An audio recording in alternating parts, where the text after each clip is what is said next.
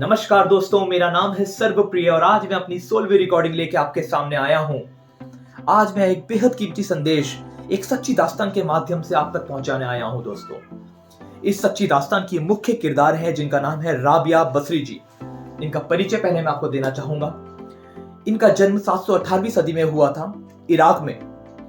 इनका जन्म केवल और केवल मानवताओं को शिक्षाएं प्रदान करने के लिए हुआ था। अनेकों संदेश इन्होंने अपने माध्यम से मानव को दिए हैं, जिसमें से एक बेहद कीमती संदेश एक दास्तान के माध्यम से मैं आपको सुनाने जा रहा हूं। ध्यान से सुनिएगा, ये सच्ची दास्तान आपकी सोच बदलेगी और जिस दिन आपकी सोच बदल गई, आपकी जिंदगी बहुत अच्छे से बदल जाएगी दोस्तों। एक बार राबिया बसरी जी एक हाथ में अग्नि की मशाल लिए हुए और एक हाथ में पानी की बाल्टी भरे हुए दौड़ रही थी। चूंकि वे फितरत से सूफी और संत थीं, लोग उनकी इज्जत भी बहुत करते थे, उनसे घबराते भी थे। किसी ने बहुत हिम्मत जुटाकर उनका रास्ता रोका और उनसे पूछने की हिम्मत की कि राबिया जी, क्या आप बताने का कष्ट करेंगी कि एक हाथ में अग्नि की मशाल लिए हुए और पानी की बाल्टी भरे हुए आप क्या करने जा रही हैं? राबिया जी ने मुस्कुराकर उसे कहा, बेटा, मैं आज जन्नत को आग लगा दूंगी। और जन्नत का दूसरा अर्थ है दोस्तों स्वर्ग। मैं स्वर्ग को आज आग लगा दूंगी और जहन्नुम, जिसे नर्क कहा जाता है, मैं उसकी आग आज बुझा दूंगी। वो मनुष्य डर गया। उसने दोबारा पूछा उनसे कि राबिया जी, आप ये क्या करने जा रही हैं? अगर आपने इस तरह की कोई हरकत की तो इससे तो लोग अच्छे काम करना बंद कर देंगे, क्योंकि दुनिया में पुण्य सिर्फ एक ही वजह से हो रहा है कि उन्हें स्वर्ग चाहिए, उन्हें जन्नत में जाना है। नहीं तो लोग अच्छा कार्य करना छोड़ देंगे। लोग उसका नाम, उसकी इबादत, उसके आगे सर क्यों झुकाएंगे जब उन्हें जन्नत जाना ही नहीं होगा? तो अगर आप वहां पे आग लगा देंगे तो लोग उसका सजदा करना बंद कर देंगे। ये सच भी है दोस्तों। और अगर आपने जहन्नुम की आग को बुझा दिया तो गुनहगार का गुनाह और बढ़ जाएगा।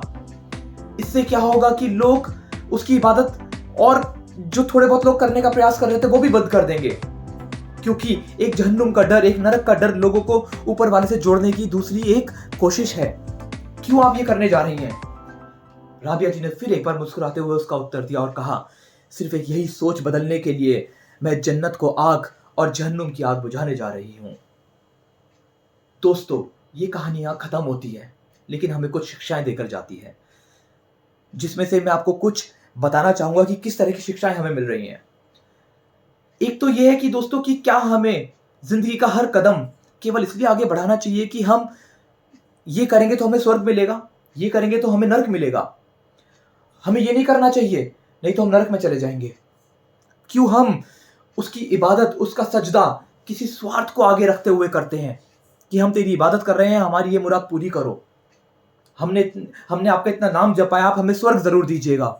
क्यों मैं निष्काम, निस्वार्थ भाव से उसका साथ नहीं दे सकता, उसका सजदा नहीं कर सकता, उसकी पूजा, उसकी आराधना नहीं कर सकता? क्यों मुझे वजह चाहिए उससे जुड़ने के लिए? क्यों मैं उससे प्रेम नहीं कर सकता? क्यों मैं उसके बनाए हुए इंसान, पशु, पक्षियों, वृक्षों से प्रेम नहीं कर सकता? क्यों मैं इनकी हिफाजत, इनका भला, किसी का भी भला ये सोचकर करूं कि मैं इसका भला करूंगा तो मुझे पुण्य मिलेगा और पुण्य मिलेगा तो मैं स्वर्ग या जन्नत में जाऊंगा?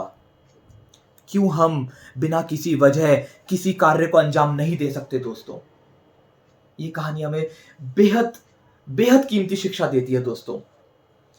ये बहुत गहरा संदेश है। मेरी आप सबसे हाथ जोड़कर विनती है, हम सबको सीख देने के लिए कुछ पुण्य आत्माओं ने ग्रंथों में अपने शब्दों के माध्यम से हमें बहुत कुछ बताने का प्रयास किया है कि हमें क्या करना चाहिए, क्या नहीं, किस रास्ते का चयन करना चाहिए, किन रास्तों पर नहीं जाना चाहिए।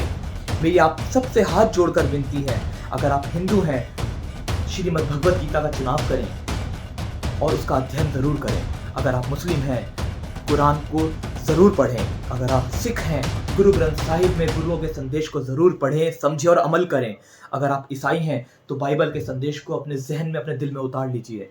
केवल तभी आपकी जिंदगी बदल सकती है। एक निर्भयता का जीवन, एक निस्वार्थ भाव आपके अंदर तभी पैदा हो सकता है जब आप पुण्य आत्माओं, गुरुओं के मार्ग का अनुसरण करेंगे। दोस्तों, हम फिर मिलेंगे एक नई रिकॉर्डिंग, एक नए संदेश के साथ बहुत जल्द। जय हिंद, भारत माता की जय।